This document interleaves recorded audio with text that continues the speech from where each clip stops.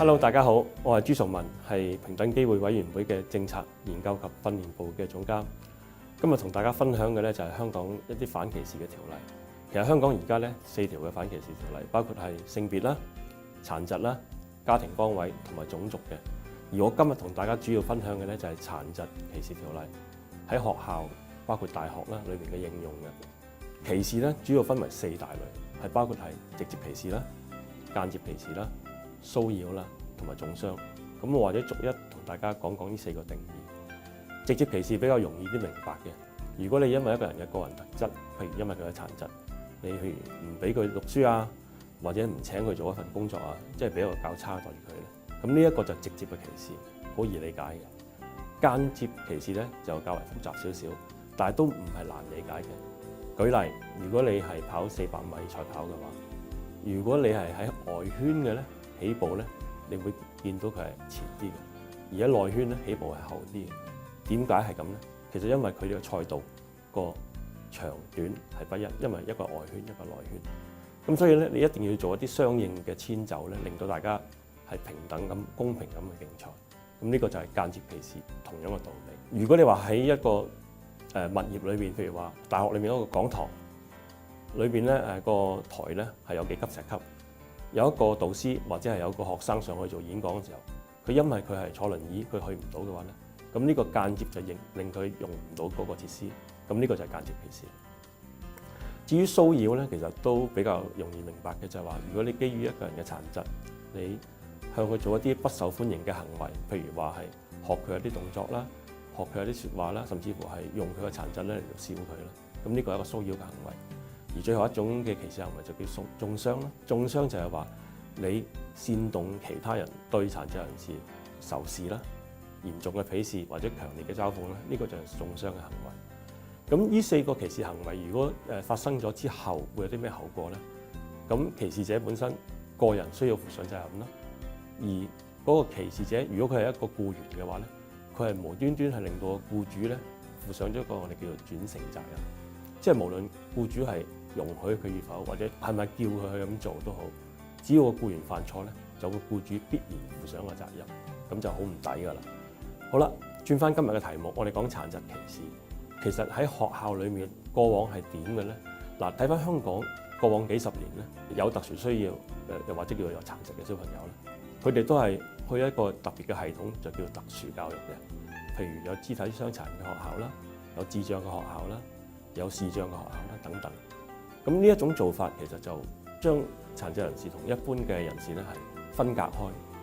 去處理嚇。咁呢個唔係一個最好嘅方法。咁所以教育局喺20零年前咧就行咗一套叫做融合嘅教育，就係話讓有殘疾或者有特殊需要嘅小朋友咧係能夠同主流嘅學生一齊嘅。咁20年之後咧，你會發現而家大學都收咗好多有特殊需要嘅學生㗎啦。咁所以大學正正係需要面對呢一個問題啦。喺收咗生之後，佢入咗學校可以點做咧？其實係一個好重要嘅概念，就係話做一啲合理嘅遷就俾佢哋。因為如果唔係嘅話咧，就可能跌咗入頭先講嘅間接歧視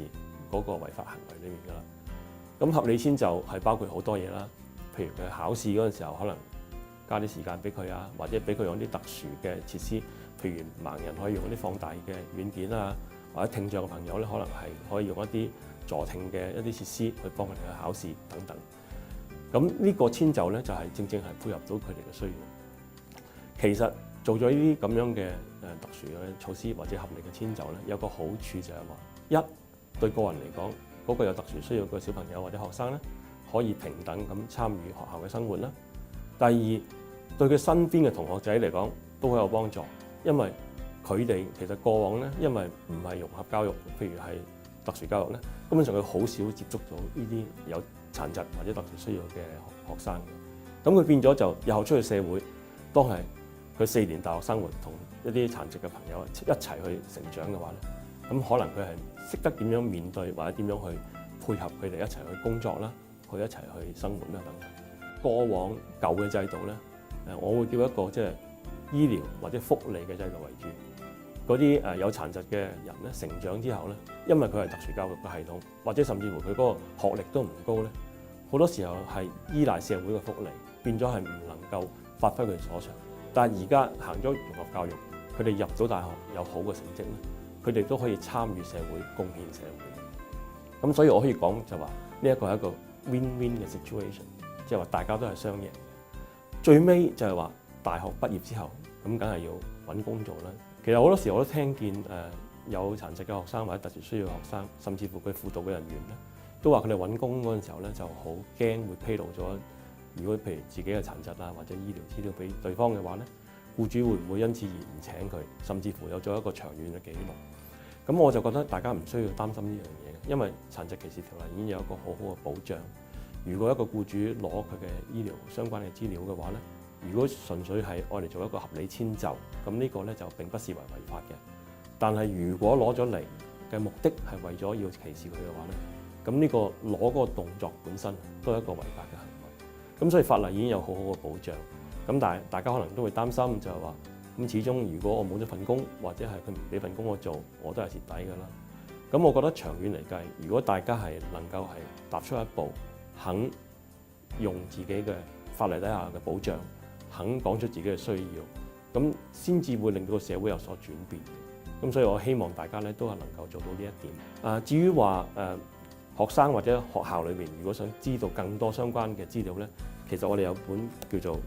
教育實務守則係出咗，咁可以喺平機會個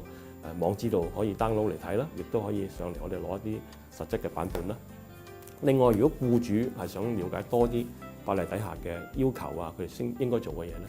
我哋都有個僱傭實務守則出咗嘅，大家都可以上網睇或者嚟平機會攞嘅。咁最後，如果大家對歧視嗰樣嘢點樣去應用啊，有啲實例係點啊，我哋都有一個個案實錄可以睇翻具體一啲個案嘅資料嘅。咁呢啲大家都可以上網或者去平機會攞嚟參考嘅。咁今日同大家嘅分享咧就去到呢度，唔該晒。